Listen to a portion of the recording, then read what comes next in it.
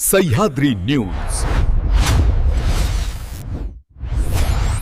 आवाज महाराष्ट्राचा दमदाटी चाललं आता मी बाकी कुठं नाही त्या एकाच गावात कुठतरी चालू आहे बरोबर ना शीतल ताई फक्त काय आहे तुम्हाला सांगतो मी मगाच सांगितले संस्काराचा भाग आहे नाहीतर बाहेर पडून देणार नाही मी एवढं सोपं नाही पण जर असलं करायला गेल्यावर लय वाईट परत फक्त त्या थराला मला जायचं नाही त्या जिल्हा परिषद पंचायत समितीच्या निवडणुकीला सामोरं जात असताना कुणावरही खालच्या पातळीवरती जाऊन टीका कुणावरती टिप्पणी कुणाचं नाव घेऊन माझा तो संस्कार नाही एखाद्या गोष्टीचा प्रचार सभा करत असताना मी जर आज कामाची सांगण्याची सुरुवात केली तर मला असं वाटतं की अर्धा पाऊण तास माझं ह्या करंजे गावामध्ये केलेल्या कामाचं मला सांगण्यामध्ये माझा अर्धा पाऊण तास जाऊ शकतो गटात सांगायला गेलं तर 1 तास 1.5 तास जाईल आणि मग सगळ्या मतदारसंघात गेलं तर मग उद्या सकाळपर्यंत मला भाषण करावं लागेल आता बरोबर नेमकं उलट आहे पुढच्या पार्टीचं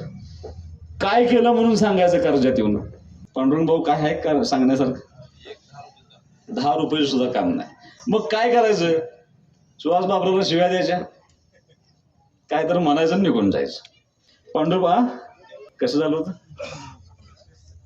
काय असं बोलू त्याला काय तर पाहुणे म्हणून आरोप झालतोय अहो विट्यात माझ्यावर आरोप झाला होता योगा दिसणार आहे म्हणून एवढं मनाला लावून घेतो ते राजकारणात की राजकारणामध्ये काम करत असताना पाहुणा आहे गावचा आहे का आणि कुठला ह्याच्यापेक्षा काम कोण करतंय याला राजकारणामध्ये फार महत्व असतं म्हणजे विधानसभेच्या निवडणुकीला माझ्या गावाचं मतदान 25-26 आहे माझ्या विरोधामध्ये ज्या गावचा उमेदवार होता त्या गावचं मतदान 50,000 आहे त्यांनी तसंच केलं होतं गावचं आहे त्यांच्याच गावाने मला 5,000 मतांनी लीड दिली आता त्यानंतर नगरपालिकेची निवडणूक झाली प्रत्येक सभेमध्ये मी त्या विटा शहरामध्ये 100-200 कोटीचं केलेलं काम सांगण्याचा प्रयत्न करत होतो आणि पुढची पार्टी मात्र एकच सांगत होती अर्ध्यो गारडीच आहे त्यानं गारडीच्या माणसानं आपली नगरपालिका बघायचं काय कारण आहे पुढच्या पार्टीची गंमत अशी आहे की काय तर दिल्याशिवाय माणूस बाहेर येत नाही काय तर द्यावं लागतं मग ती उठ्यात पद्धत आहे आमच्या उठ्यात काय म्हणतात रिचार्ज मारायला लागतोय कार्यकर्त्याचं मग ती दिलं तरच कार्यकर्ता बाहेर कारण त्यानं काय त्याचा दोष नाही 5 वर्षात त्यानं गावासाठी काही योगदान दिलेलं नसतं त्यानं त्याच्या नेत्यानं काही काम केलेलं नसतं मग आता माणसांच्या पुढे जाऊन काय सांगायचं तर रिचार्ज मारायचा आणि बाहेर पडायचं दोंडेवाडी शेडगेवाडी मोहित तेवढा जो पार्ट आहे की नाही तेवढंच ह्या खानापूर विधानसभा मतदारसंघाला तेवढेच रस्ते राहिले त्या या 1 महिन्यामध्ये सगळे संपून देतो मी त्यातला एक रस्ता ठेवत नाही तुमच्या ह्या जिल्हा परिषद गटासाठी कुणाचं योगदान आहे काहीतरी सुहास नानाचं योगदान तुमच्या या गटासाठी आहे का नाही कुठेतरी राजाभाऊच्या कुटुंबाचं तुमच्या ह्या गावासाठी गटासाठी योगदान आहे का नाही कमल काकीने काही कामच केलं नाही का आमच्या ह्या सगळ्या गोष्टींचा विचार तुम्हाला मतदानाला जाण्यापूर्वी करावा लागेल आणि तो करावा अशी विनंती करायला मी तुमच्या दारापर्यंत त्या ठिकाणी आलो आता जे तिकडे उभा राहिलेत ते आपल्याच पार्टीचे होते बरोबर ना भरत भाऊ आता सगळं सांगायला नको करंजे जिल्हा परिषद गटाच्या शिवसेनेच्या अधिकृत उमेदवार ऍडव्होकेट सई शिंदे करंजे पंचायत समिती गणाचे शिवसेनेचे अधिकृत उमेदवार आदरणीय पांडुरंग खोत आणि बलवडी पंचायत समिती गणाचे शिवसेनेचे अधिकृत उमेदवार आदरणीय सुहास नाना शिंदे या तिघांच्या प्रचाराच्या कार्यक्रमासाठी आपण या ठिकाणी करंजे गावचे आणि करंजे जिल्हा परिषद गटातील सगळे माझे ज्येष्ठ मार्गदर्शक सगळे माझे युवक सहकारी आणि ज्यांच्यावरती खऱ्या अर्थानं या निवडणुकीची धुरा अवलंबून आहे त्या सगळ्या माझ्या माता भगिनी बंधू आणि भगिनींनो तिन्ही उमेदवारांनी आपलं मनोगत या निमित्तानं व्यक्त केलं आता माझे सकाळपासूनची 11वं भाषण आहे कार्यक्रमाला बऱ्यापैकी ह्या जिल्हा परिषद गटातले सगळे नेते मंडळी उपस्थित आहेत त्यामुळे कुणाचं नाव घ्यायचं कुणाचं नाव न घ्यायचं किंबहुना काही नाना लोक असे आहेत की आता महेश सारखी ज्यांनी उमेदवारी मागितली होती पण त्यांना पार्टीसाठी थांबावं लागण्याचा निर्णय घेतला नाव पोपटराव सुद्धा आमचे बहिणीसाठी थांबले कुणाचं नाव घ्यायचं याच्यापेक्षा कारण मला आता ते अडचण नाही सचिनराव आमचे या निवडणुकीच्या निमित्तानं इच्छुक होते पण आम्ही त्यांना पार्टीच्या निर्णयासाठी थोडं थांबावं लागलं आणि एवढी सगळी नावं घेतात आता पुढं सुद्धा इतके लोक आहेत की त्यांचे सुद्धा अनेक लोकांची नावं घ्यायला पाहिजेत. पण एखादं नाव राहिलं तर त्याचा परिणाम 7 तारखेला व्हायला नको. म्हणून मी आता नावं घेत बसण्यापेक्षा सगळेच माझे मार्गदर्शक युवक सहकारी मी तुमच्या मनापासून या ठिकाणी स्वागत करतो. अत्यंत महत्वाची आणि या विधानसभेच्या निवडणुकीनंतर अनिल भाऊंच्या पश्चात ह्या जिल्हा परिषद पंचायत समितीची निवडणुकीला आपण सगळे सामोरं जातोय. आणि या निवडणुकीच्या निमित्तानं आज खऱ्या अर्थानं आता 2-4 दिवस फक्त प्रचाराचे राहिलेत. प्रचाराच्या शेवटच्या टप्प्यात आपण आलोय असं म्हटलं तरी काय वावगं होणार नाही. आणि मी अगदी विधानसभेच्या निवडणुकीची प्रचार सुद्धा माझा आपली सभा इथंच पार पडली होती.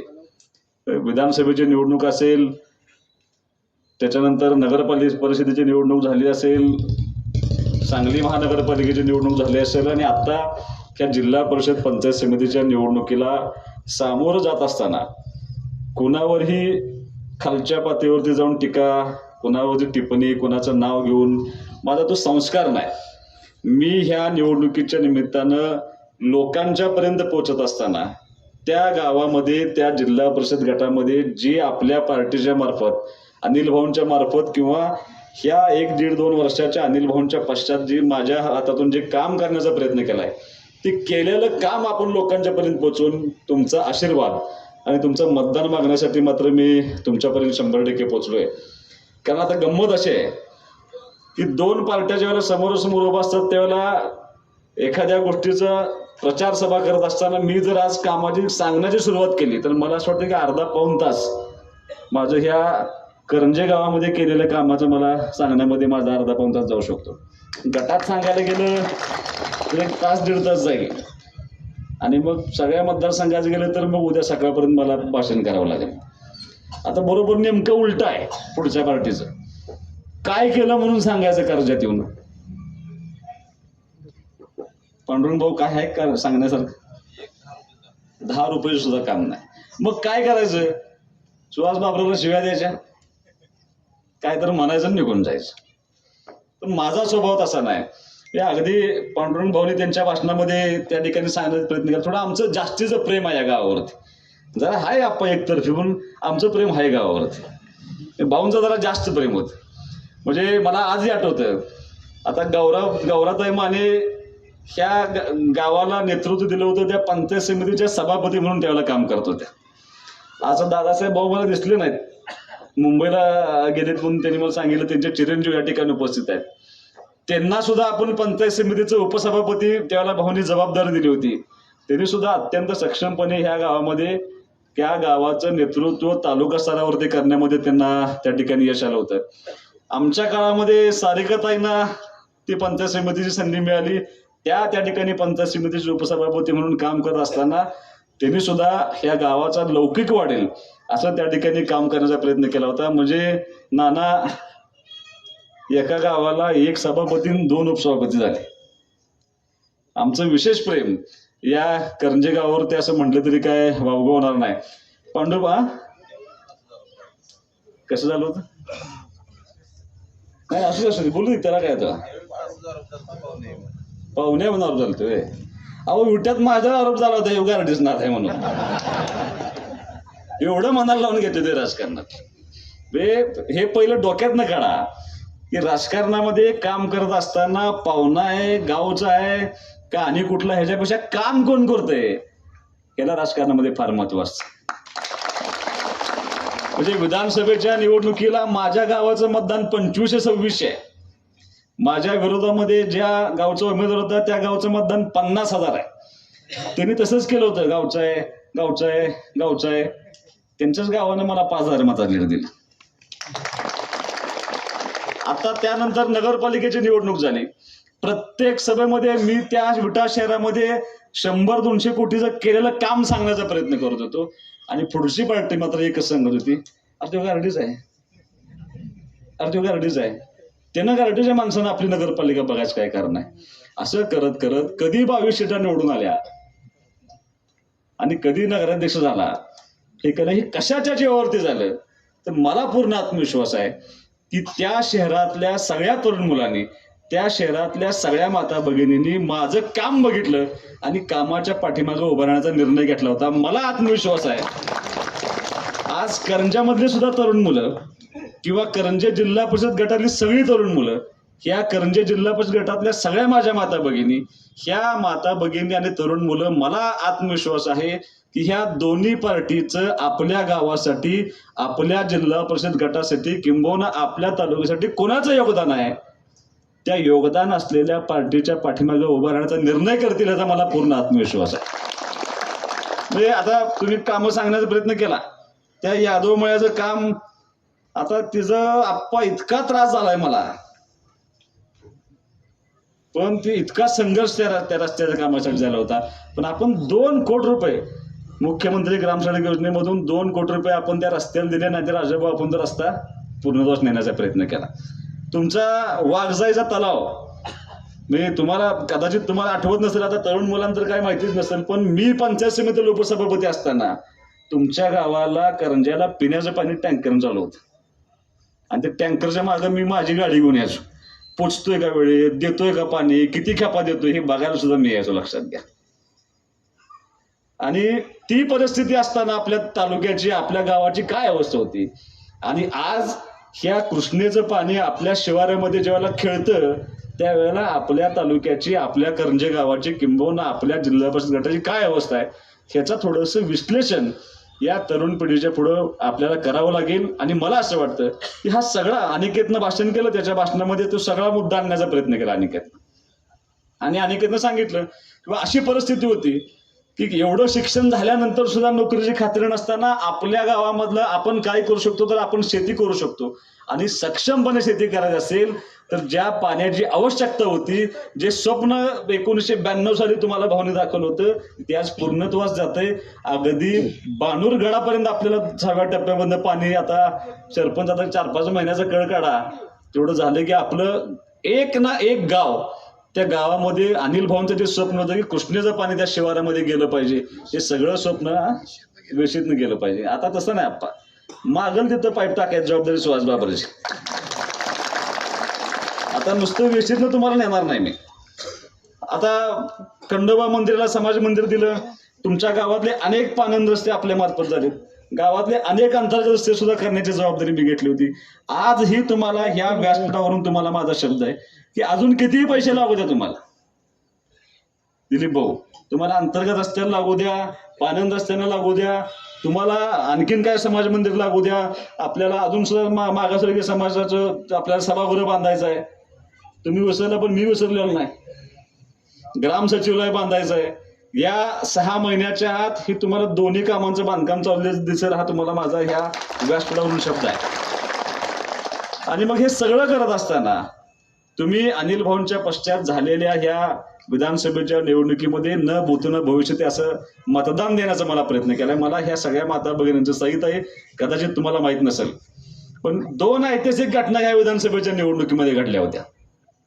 एक घटना अशी होती की एवढं प्रचंड मोठं मताधिक्य आजपर्यंत कुणालाच या विधानसभेच्या मतदारसंघामध्ये मिळालं नव्हतं. आणि मी ज्या ज्या वेळेला ह्या प्रचाराच्या निमित्तानं जात होतो त्यावेळेला सगळ्या लोकांना आवाहन करत होतो की 40 वर्ष आमच्या कुटुंबानं ह्या मतदारसंघासाठी योगदान देण्याचा प्रयत्न केलाय. अनिल भाऊंची पार्टी ही पार्टी अशी आहे की कसल्याही अपेक्षेशिवाय काम करते. या पार्टीला फक्त प्रेम, विश्वास आणि काम द्यावं लागतं. कामाच्या जीवावरती सर्वसामान्य माणसांनी 40-40, 50-50 वर्ष सांभाळलेली पार्टी आहे. यश अपयश जरी आलं असलं, कठीण दिवसामध्ये सुद्धा ही पार्टी सगळी आपल्यावर राहण्याचा त्या ठिकाणी प्रयत्न करत होती. हे आपल्या पार्टीचं वैशिष्ट्य आहे. पुढच्या पार्टीची गंमत अशी आहे की काय तर दिल्याशिवाय माणूस बाहेर येत नाही, काय तर द्यावं लागतं. मग ती उठ्यात पद्धत आहे आमच्या. उठ्यात काय म्हणतात, रिचार्ज मारायला लागतोय कार्यकर्त्याचं. मग ती दिलं तरच कार्यकर्ता बाहेर.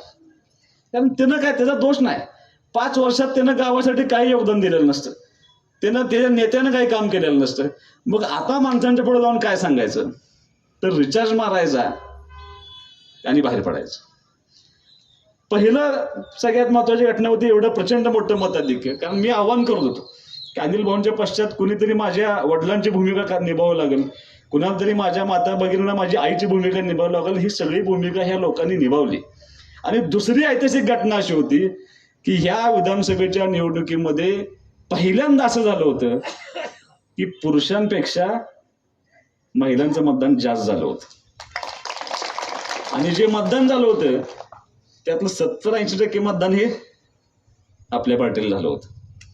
त्याच्यानंतर नगरपालिकेची निवडणूक झाली. मी ज्या ज्या सभेमध्ये जात होतो त्या प्रत्येक सभेला पुरुषांपेक्षा माझ्या सभेला माझ्या माता भगिनींची संख्या जास्त असायची. आणि मी कायम सांगायचो की ज्या सभेला माता भगिनींची गर्दी जास्त तिकडं विजय पक्का असतो. आणि मग मी मतदान झालं विटा नगरपालिकेचं. मी अधिकाऱ्यांना एकच प्रश्न विचारायचो की तुम्ही मला एवढंच सांगा पुरुषांचं मतदान किती झाले आणि महिलांचं मतदान किती झाले. आणि मला अधिकारी म्हणजे असं का प्रश्न विचारतो आमदार साहेब. त्यांनी मला 11:15 वाजता फोन केला आणि सांगितलं की विट्या शहरामध्ये झालेल्या मतामध्ये पुरुषांपेक्षा 10-12 मतं महिलांची जास्त झाली.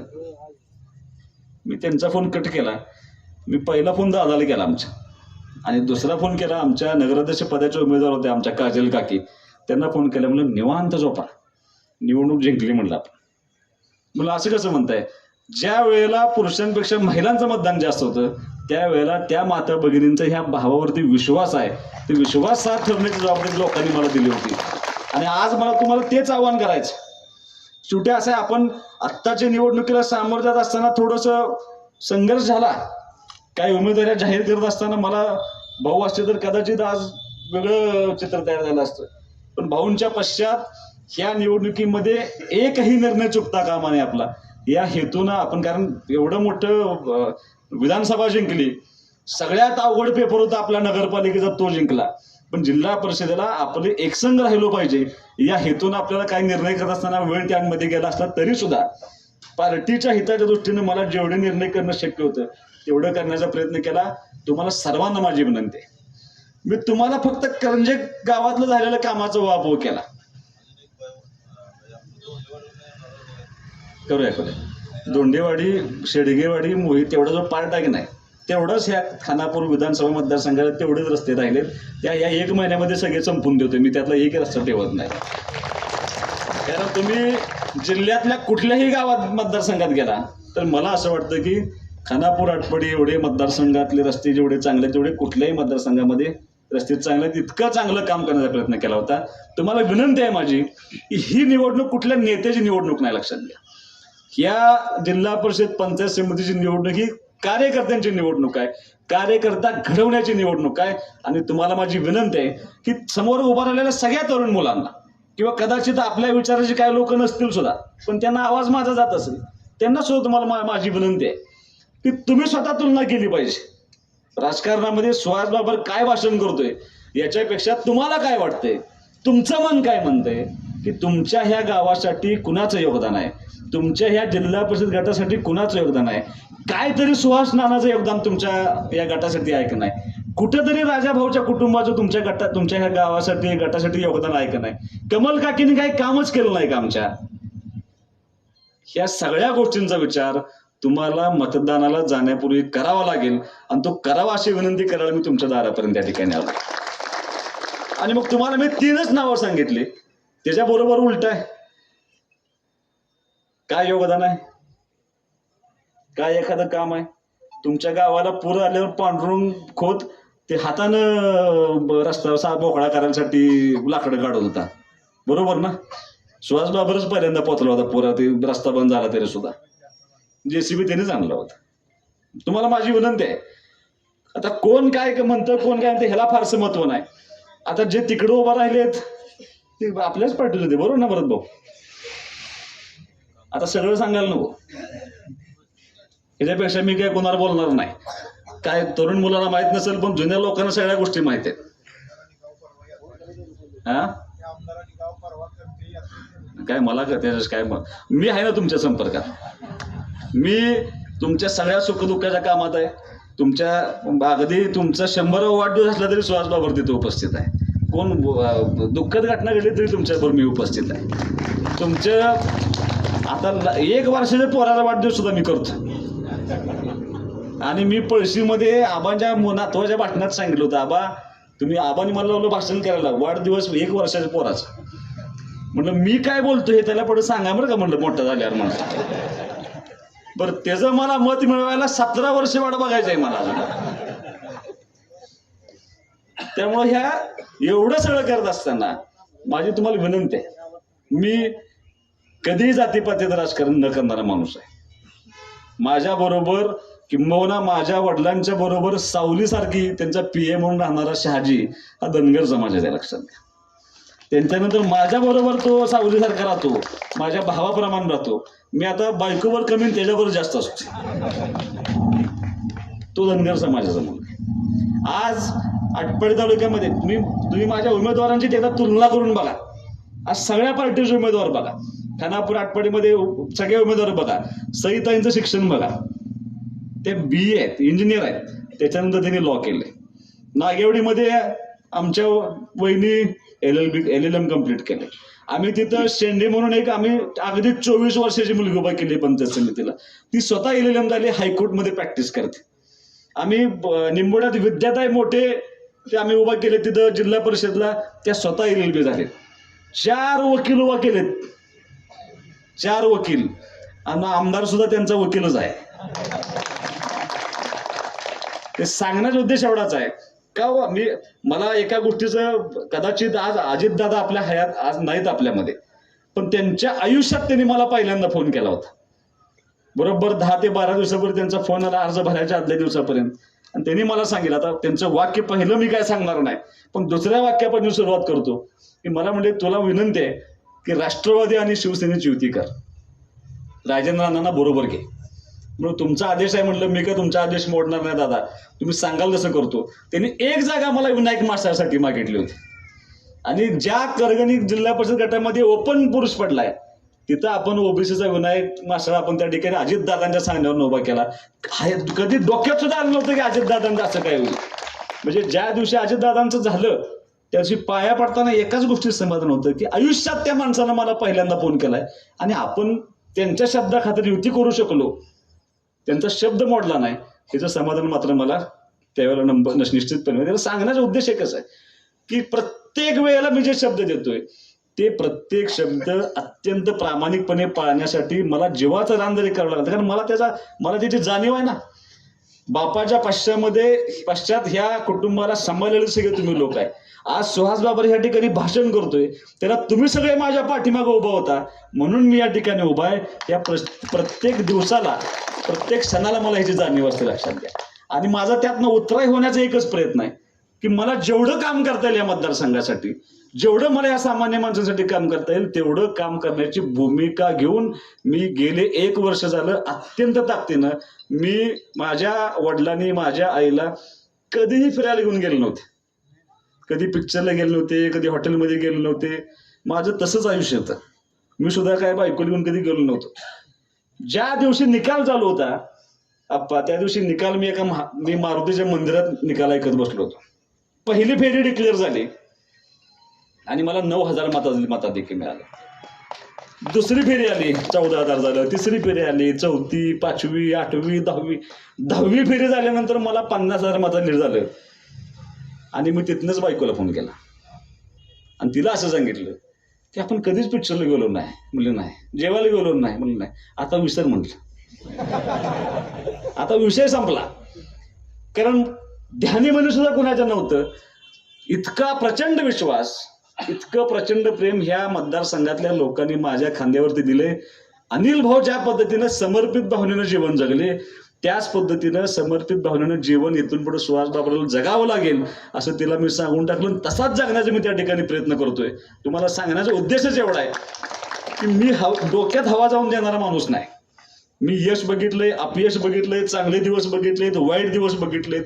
त्यामुळं प्रत्येक वेळेला काम करत असताना पाय जमिनीवर ठेवून काम करण्याचा मी त्या ठिकाणी प्रयत्न करत असतो. आजही माझ्या तोंडातनं कोणालाही अपशब्द, मला बरेच जण बोलायचा प्रयत्न करतात, पण आपण आपली मर्यादा, आपले संस्कार कधी न विसरता ह्या मतदारसंघासाठी काम करणं ही भूमिका घेऊन काम करत असतो. पंचायत समितीला, जिल्हा परिषदेला काम केलेला कार्यकर्ता आहे मी पंचायत समितीला काम करत असताना यशवंत पंचायत अभियानमध्ये आपली पंचायत समिती राज्यात पहिली आणली होती. त्यावेळेला मी काय असतं यशवंत पंचायत राज व्यवस्था, तर 5 वर्षामध्ये त्या पंचायत समितीचा कारभार कसा होता हे महाराष्ट्रातल्या IAS ऑफिसर मार्फत त्या पंचायत समितीची चौकशी केली जाते, त्याला गुणांकन दिलं जातं. आणि मला सांगायला अभिमान आहे की आपली पंचायत समिती राज्यात पहिली आपण आणल्यामध्ये आपल्याला यश आलं होतं. आम्ही जिल्हा परिषद निवडून गेलो, जिल्हा परिषद आम्ही राज्यात पहिली आणली होती. 10 वर्ष मी त्या पंचायत समितीमध्ये काम केलं. एकही माणूस असं म्हणू शकला नाही की इथं चुकीचं काम झालंय, इथे भ्रष्टाचार झालाय. जे काम केलंय ते अत्यंत पारदर्शी काम करण्याची जबाबदारी घेऊन त्या भागामध्ये काम करण्याचा प्रयत्न केला. अगदी टँकर असल्यापासून मग ते घरकुल असतील, शौचालय असतील, काय आमच्या तुम्ही जिल्हा परिषद शाळा आमच्या बघा, ह्या तालुक्याच्या सगळ्या शाळा बघा, जेवढे आरोग्याच्या आपली सुविधा आहेत, 5 PHC आपले आहेत. तुम्ही पाऱ्याची PHC बघा, वेजेगावची बघा, अळसनची बघा, खानापूरची बघा, एवढ्या सुंदर इन्फ्रास्ट्रक्चर कुठल्याही PHCचं या जिल्ह्यामध्ये कुठं नाही. इतकं चांगलं काम करण्याचं गेली अनेक वर्ष आपण प्रयत्न करतोय. फक्त विनंती तुम्हाला एवढीच आहे की आता कोणतरी येणार, म्हणजे ज्या कुटुंबाने योगदान दिलंय त्या कुटुंबाचं राहिलं बाजूला, आणि मग आता एवढे पैसे मी घेऊन आलोय, काय मेरिट आहे, पैसे घेऊन आले. अरे लय पैसे आहेत आमच्या माणसांच्याकडे, किती पैसे आहेत. काल कुर्लीला माझी सभा होती आणि शेवटची सभा त्या कुर्लीला झाली असताना कुर्लीच्या सरपंचानं आभार मानताना सांगितलं की ज्या गावाला पिण्याचं पाणी टँकरनं चालू होतं त्या गावामध्ये ह्या वर्षी एकट्या उदगीर साखर कारखान्याचं 40 कोटी रुपयाचे बिल जमा झाले. 40 कोटी रुपयाचे. कुणाला पैसे वाटणार सरपंचात? माझी तुम्हाला विनंती आहे की ही जरा तुम्ही पिढी बघा आमची. इथं आप्पा बिप्पा वाईट वाटून त्यांना, पण थकलेच सगळे आता. म्हणू दे ना तसं.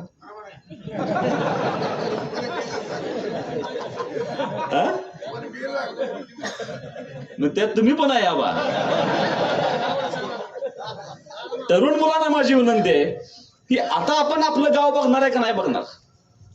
ह्या ज्या पद्धतीने ह्या लोकांनी निस्सीम भावने गाव सांभाळण्याचा प्रयत्न केला होता, आता आपली जबाबदारी आहे. करंजा गाव कसं असावं, करंजा गावामध्ये काय काम असावं, यासाठी नव्या पिढीनं पुढे आलं पाहिजे. आणि ते पुढे येत असताना तुम्हाला माझी विनंती आहे की तुम्हाला हे ठरवावं लागेल काम कोण करते, कुणाच्या मागे गेल्यानंतर आपल्या गावाचा विकास होऊ शकतो, कोण पंचायत समिती चांगल्या पद्धतीने चालवू शकतो, कुणाकडे ती धमक आहे, कुणाच्या मध्ये ती क्षमता आहे, हे ठरवून तुम्हाला मतदान करावं लागेल.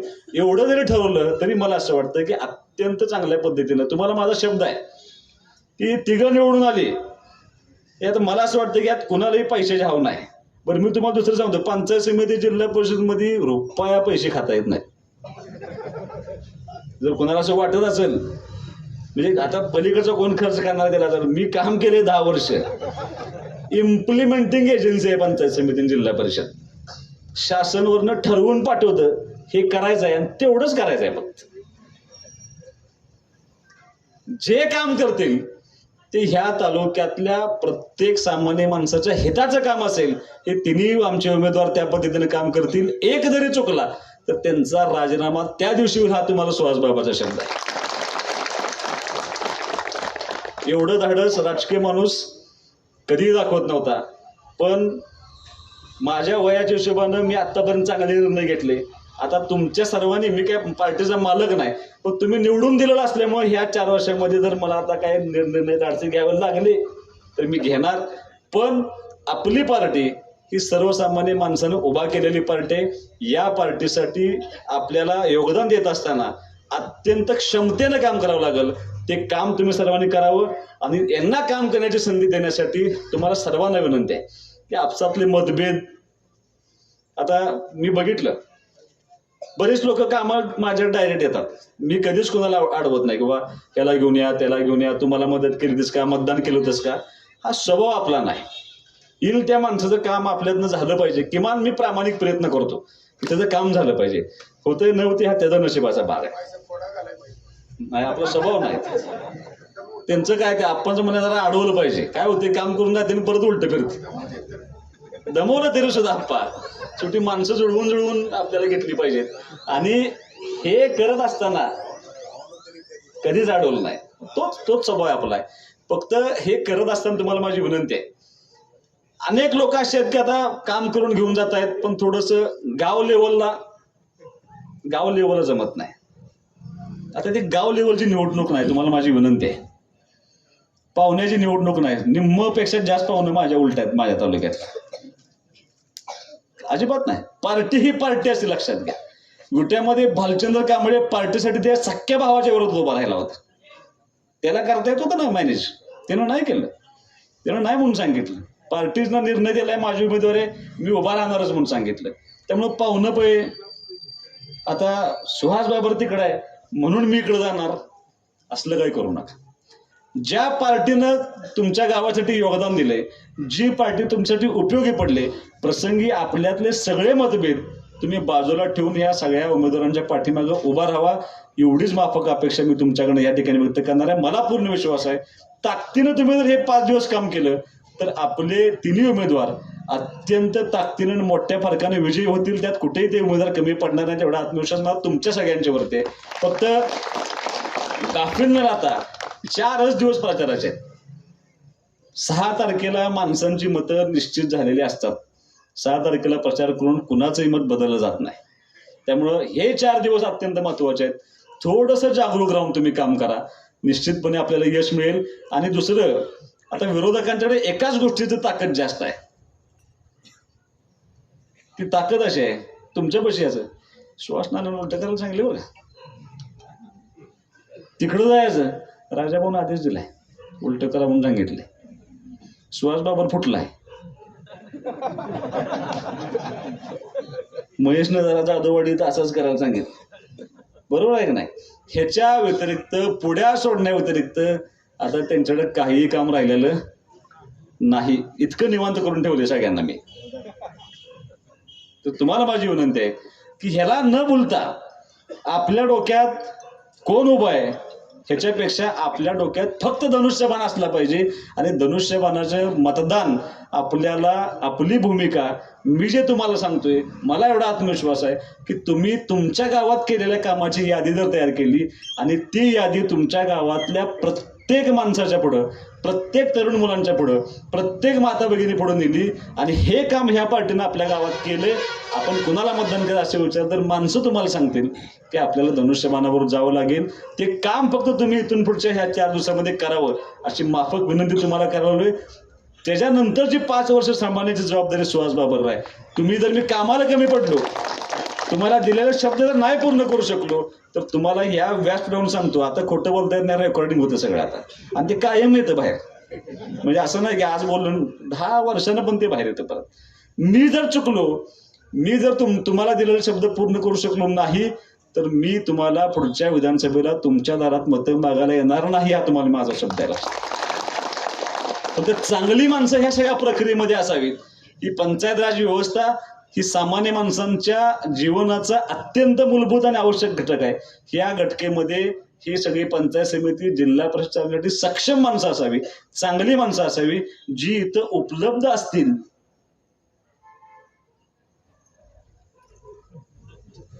अशी माणसं असावीत. म्हणजे समजा उद्या सही त्यांच्याकडे काम आहे, झडपीसच झाल्या, त्यांना आपण बेनापुरात जाऊन म्हणू शकतो की ताई आमचं एवढं काम करा, तुमचं लेटर आम्हाला शिफारस लागणार आहे, आम्हाला चॉप कटरला पांढरा बोला आपण म्हणू शकतो, ही चॉप कटर आम्हाला लागणार आहे. सुहास नानाला काय कुठं पण असते, त्यामुळे काही अडचण नाही नानाची. बरोबर नाना? ते एकदा विचार करा ना. समजा तुम्हाला चॉप कटरची शिफारस लागायची आहे, जाणार आहे तुम्ही कलकत्त्याला? नाही जाऊ शकत, अडचण होईल फार मोठी. त्यामुळे माझी विनंती आहे तुम्हाला की चांगल्या माणसांच्या पाठीमागे उभं राहण्याची भूमिका तुम्ही सर्वांनी घ्यावी, एवढीच माफक अपेक्षा या ठिकाणी व्यक्त करतो. आता आणखीन एक चाललं आहे, दमदाटी चाललं आहे आता, मी बाकी कुठं नाही, त्या एकाच गावात कुठंतरी चालू आहे. बरोबर ना शीतलताई? आता फक्त काय आहे तुम्हाला सांगतो, मी मगाच सांगितलं संस्काराचा भाग आहे, नाहीतर बाहेर पडून देणार नाही मी. एवढं सोपं नाही, तसल्या भानगडीत जायचं नाही. हा, तुम्ही मतं मागा, सगळ्याला अधिकार आहे. लोकशाहीनं सगळ्याला अधिकार दिला. अगदी मला सुद्धा मत मागायचं म्हणजे त्यांनी मला येऊन सुद्धा मत मागावं, हरकत नाही. पण जर असलं करायला गेल्यावर लय वाईट. परत फक्त त्या थराला मला जायचं नाही. मी या भागाचा लोकप्रतिनिधी आहे, माझी नैतिक जबाबदारी आहे की कायदा सुव्यवस्था राखणं ही माझी जबाबदारी आहे. ती जबाबदारी मी पार पाडतोय. पण असल्या कशाने न घाबरता अगदी निर्भयपणे मतदान व्हावं या भूमिकेतनं मी गेले अनेक दिवस काम करतोय. तुम्हाला पुन्हा एकदा विनंती आहे की या सगळ्या उमेदवारांच्या पाठीमागं ताकद तुम्ही निर्माण करा. इथून पुढच्या काळामध्ये काम करण्याची जबाबदारी एकत्रितपणे आमच्या सर्वांची राहील. धनुष्यबाणासमोर बटन दाबून सर्वांना विजय करा एवढं माफक अपेक्षा देखील मी करून थांबतो. जय हिंद, जय महाराष्ट्र. 2026 जिल्हा परिषद आणि पंचायत समिती सार्वत्रिक निवडणुकीच्या निमित्तानं इथं उपस्थित असलेले आपले सर्वांचे नेते सन्माननीय आमदार सुहासभाई बाबर, तसेच आमचे ज्येष्ठ मार्गदर्शक सदाप्पा, गणपाप्पा, पाळूबाबा, या गावचे सरपंच दिलीप भाऊ आणि सर्वच घाटमाथ्यावरून इथं उपस्थित असलेले, आता काही सगळ्यांची नावं मी घेत नाही, परंतु निश्चितपणे ही उपस्थिती बघितली तर जो विरोधकांचा जो फुगा आहे तो निश्चितपणे 9 तारखेला फुटणार आहे. एवढंच मी या निमित्तानं सांगू इच्छितो. मी पंचायत समिती बलवडी गणातून निवडणूक लढवित आहे. इथं मी जरी नसलो तरी माझा भाऊ म्हणून पांडुरंग खोत या ठिकाणी निवडणूक लढवित आहे. जसं तुम्ही माझ्यावर प्रेम करताय तसंच पांडुरंगवर प्रेम करावं असं या निमित्तानं मी तुम्हाला आवाहन करतो. आपल्या जिल्हा परिषदेच्या उमेदवार सहितही या उच्च शिक्षित आहेत. समोरचा उमेदवार आणि आपला उमेदवार हे आपण समोरासमोर करावं आणि मग मतदानाचा निर्णय घ्यावा असं मला या निमित्तानं वाटतं. मी भैया 2007 पासून राजकारण आणि समाजकारणात मी सक्रिय आहे. संपूर्ण घाटमातेच्या विकासासाठी अहोरात्र झटतोय. काय निर्णय तुम्ही घेतले ते मी मान्य करून जिल्हा परिषद असो किंवा पंचायत समिती असो किंवा ग्रामपंचायत असो, आपल्याला लोकांचं काम करण्याची आवड असावी. मग ते कुठल्याही माध्यमातून असं ना, तिथं मी निश्चितपणे माझ्या कामाचा ठसा या निमित्तानं उठवीन असं मी संपूर्ण घाटमातेच्या लोकांना आश्वस्त करतो. भैया,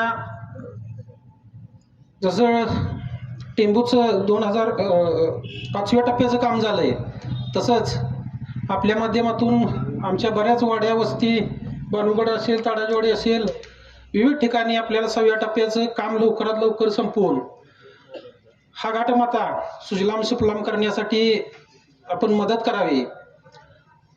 तुमच्या विधानसभेच्या वेळेला विधानसभा असेल, नंतर नगरपालिका विटा असेल, तदनंतर आपली जिल्हा परिषद आणि पंचायत समिती असेल, निश्चितपणे तुम्हाला भैया लोक या विजयाची हॅट्रिक 9 तारखेला देतील अशी मला अपेक्षा वाटते.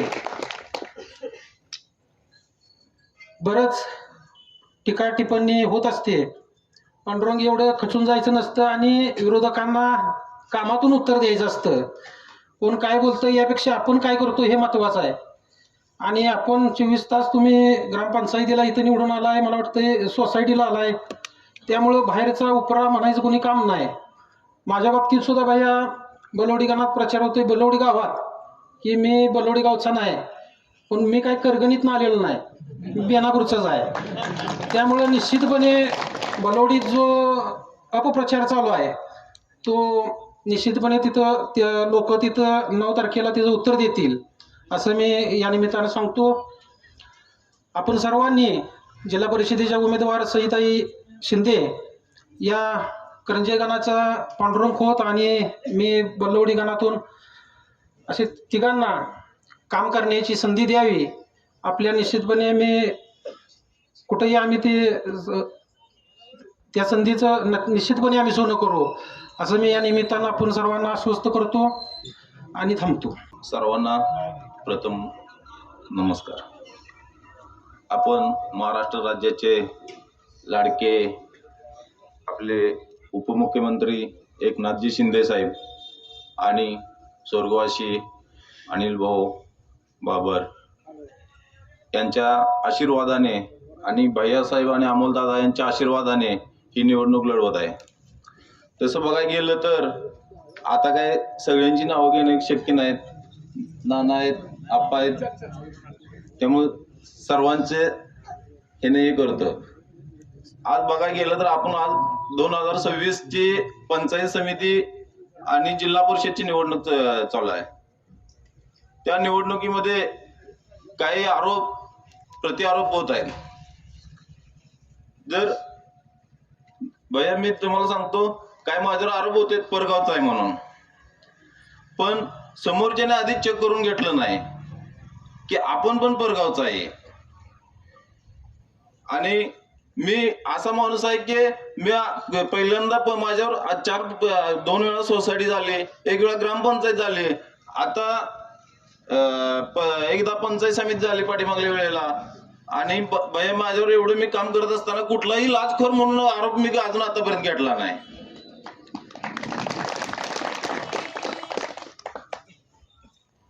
आणि या गावात काम करत असताना मी तळागाळाशी सर्वसामान्य जनतेशी लहान मुलापासून म्हाताऱ्या माणसापर्यंत सगळ्यांच्या संपर्कात आहे मी. आज जर या गावात बघितलं तर 70 ते 80% माणसाजवळ माझा फोन नंबर असेल किंवा त्यांचे माझ्याजवळ आहेत. मी प्रत्येक माणसाची माझा संबंध आहे.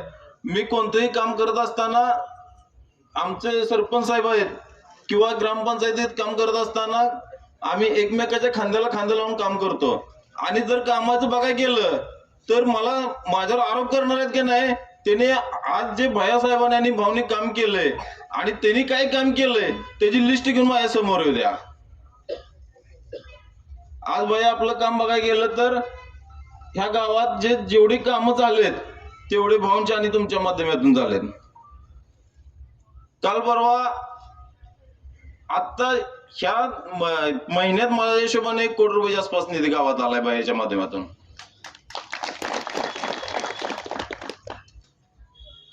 आता चालू काम आहे सभा मंडप, ते वेगळंच आहे. ते काही 60-1 लाख रुपयाचं काम चालूच आहे. वाघदरे तळ्याचं काम पूर्ण झालं ना. यादवमाळा रोड 40 ते 45 वर्ष त्यांना खितपत ठेवलं होतं. ते फक्त भावनिक काम ते मंजूर केलं आणि भैयांनी पूर्ण करून दिलं. त्या रस्त्यावर राजकारण झालं. राजकारण असं झालं की इथून बैलगाडीनं गेले आणि तिथं उपोषण झालं. पण कुणाला रस्ता होऊ द्यायचा नव्हता. त्यांना रस्ता होऊ द्यायचा नव्हता, फक्त त्या रस्त्यावर राजकारण करायचं होतं. ते आम्ही भाऊच्या आणि भैयाच्या माध्यमातून ते रस्त्याचं काम पूर्ण केलं. त्यामुळे भैया तुम्ही असे अफवा असेल की असं होईल, करंजात कमी पडते, ते आम्ही असं चालतोय. पण मी भैया तुम्हाला सांगतो करंजात 100% आम्ही कमी पडणार नाही.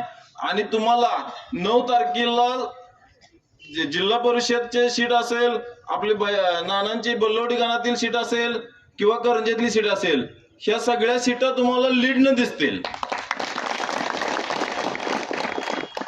आणि त्यांना काय ज्यांना मला आरोप करतात त्यांना काय करू द्या. माझी नाना जन्मभूमी पण हेच आहे, कर्मभूमी पण हेच आहे.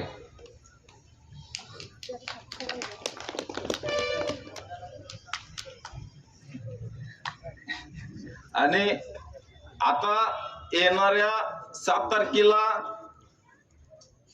आपले हे आहे मतदान आहे. येणाऱ्या 7 तारखेला मतदानाच्या वेळेला धनुष्यबाण या चिन्ह समोरील बटन दाबावून प्रचंड मताने विजय करा आम्हाला. नमस्कार.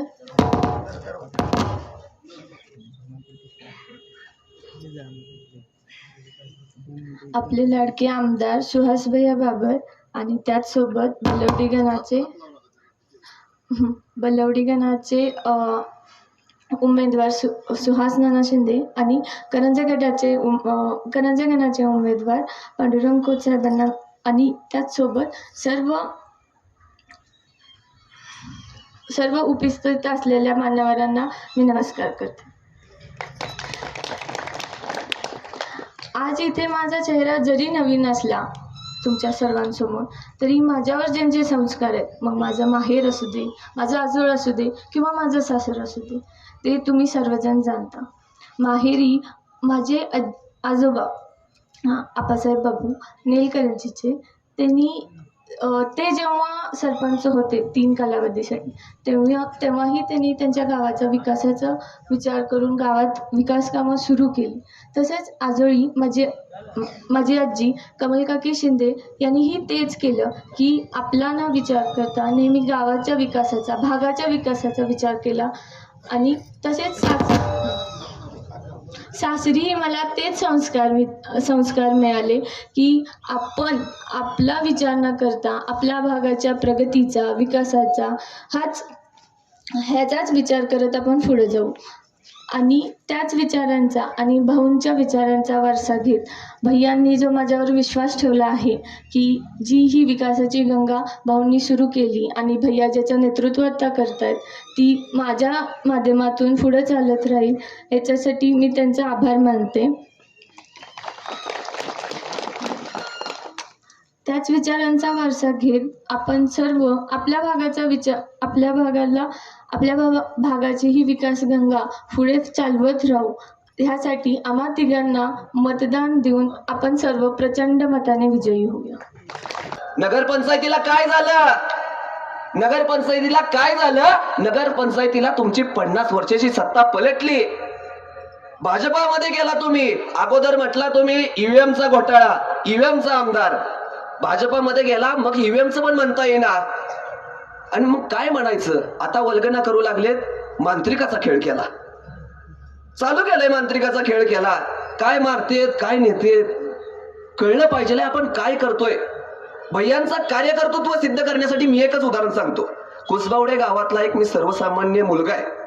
मला एक प्रश्न आढळला की माझ्या शाळेला, कुसबावडे गाव 200 लोकसंख्या असलेलं, शाळेची एक परिस्थिती बेकार होती जरा. मी म्हटलं भैयांना आज कॉल करायचा आहे, भैयांना भेटायला जायचंय. भैयांना भेटायला जायचं म्हटलं विट्याला. भैया तेवढ्यात आटपाडीला निघून गेले होते, काम होतं. पण आमदार असून सुद्धा मी 5 ते 6 वेळा भैयांना कॉल केला, भैया मला आज कोणत्याही परिस्थितीत भेटायचंय. भैया म्हटले मला सांगलीला जायचंय, अनिकेत आज भेट होऊ शकणार नाही. पण भैयांचा एक साथीदार आहे अक्षय बाजीवाकरे, माझा चांगला मित्र आहे. मी त्याला म्हटलं मला काही करून आज भैयांना भेटायचंय. गोमेवाडीत भैयांना गाठलं. गोमेवाडीत गाडी थांबवून भैयांना सांगितलं अशी अशी परिस्थिती आहे. भैयांनी तात्काळ BDO साहेबांना कॉल केला. दुसऱ्या दिवशी 11.5 लाखाचा निधी आमच्या कुसबावडीच्या शाळेसाठी मंजूर झाला होता.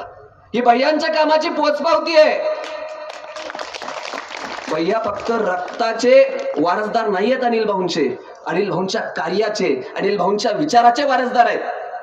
आणि तुम्ही आम्ही समजून घ्यावं लागेल की भैयांच्या हाताला जर मजबूती द्यायची असेल, हात जर बळकट करायचे असतील, तर आज तुमच्या आमच्या समोर भैयांनी ज्या प्रकारे उमेदवार उभे केलेले आहेत, माननीय सौभाग्यवती ऍडव्होकेट सईताई आशिष कुमार शिंदे ज्या आहेत, स्वतः सिव्हिल इंजिनियर आहेत, ऍडव्होकेट आहेत. कोणी लेडीज उभा करायची, स्त्री उभी करायची आणि त्यांच्या मागे मतदान मागायचं, अशी इथं आपली भूमिका नाहीये. इथं आपल्याला कार्यक्षम नेतृत्व पाहिजे आहे. आणि त्यासाठी त्यांचं घर राजूभाऊंच्या माध्यमातून आतापर्यंत भाऊंची जी कामं होती, ती भाऊंची कामं किंवा भाऊंपर्यंत आपल्या सर्वसामान्य माणसांना पोहोचवण्याचं काम केलं गेलेलं आहे. सामाजिक कार्यामध्ये प्रत्येक ठिकाणी अग्रेसर असणार असं व्यक्तिमत्व आहे.